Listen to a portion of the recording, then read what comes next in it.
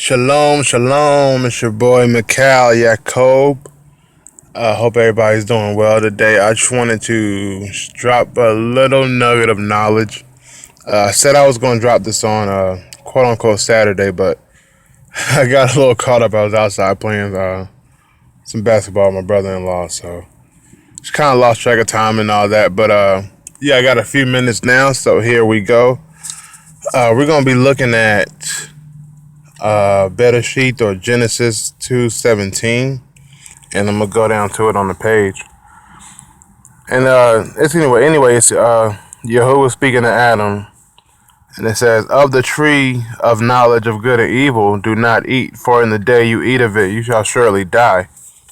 And I'm sure we're plenty familiar with how the English words this story, and I've always stated it's got a whole lot of symbolic meaning and all that, and we're gonna look into that today. But just to get a little clarity, but my focus is in this little segment primarily on what exactly is this tree, quote unquote, of knowledge, quote unquote. So I'm gonna just look at really three words in this whole little verse, which I could look at some more, but just for the sake of time, we'll just look at these three, and then I'll build on it going forward. But we're gonna look at first what a tree is, and it's called eats or ots, depending on how however you word your Hebrew, and it's gonna have the eye, which means focus, perception, or concentration, and then it's gonna have the what we call side, or the basically side or side or whatever. But that means discipline. It also means a few other things, but I think for this specific case, I think discipline is the best way to word it. It also could mean fishing, breaking, snare. It could mean snare too. But so yeah, that's what we're gonna go for the tree. And we have various references for this. We have Yahushua saying every tree that doesn't bear good fruit, be cast out and whatnot. And then you can find in the book of Enoch where he's saying a man is likened to a tree, and that tree is supposed to produce good fruit and whatnot. So I think a lot of what the tree could stand for is just a person's life or a person's journey through life, which that's kind of what that speaks of, the focus, discipline or whatnot. But going forward, we're gonna look at eat, and that is I call source. The A, the K, and the L. The aleph in that means the source. The kaf or the K resembles branch, which also means allow. And then the lamed means control or force. So you know how they say you are what you eat. So it's the source, branch, control.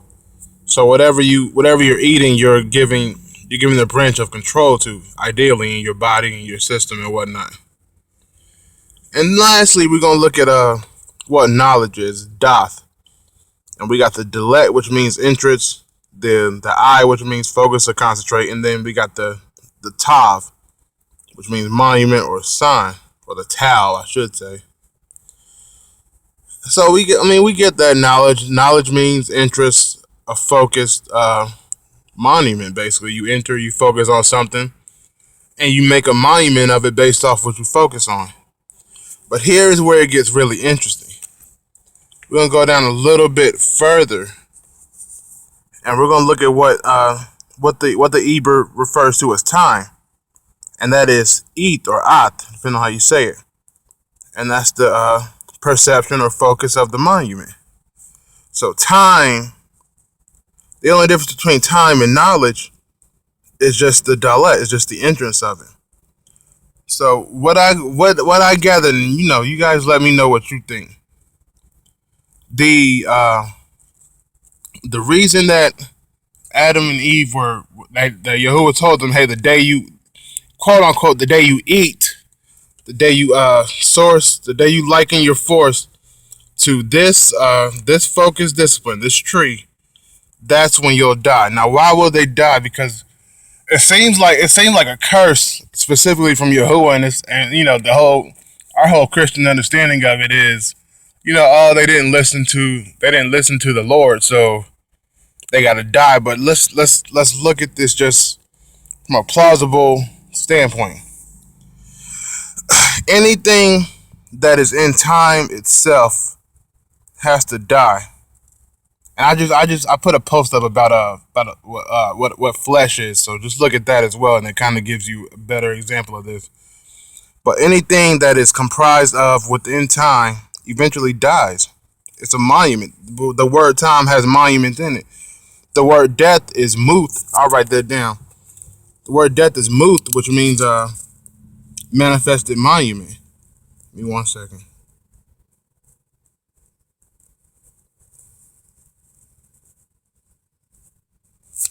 All right.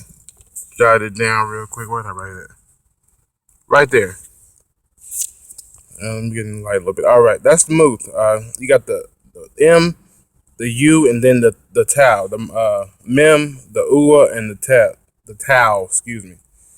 And that's manifested secure monument. So you can't be inside of time specifically and live forever. So that's kind of a case of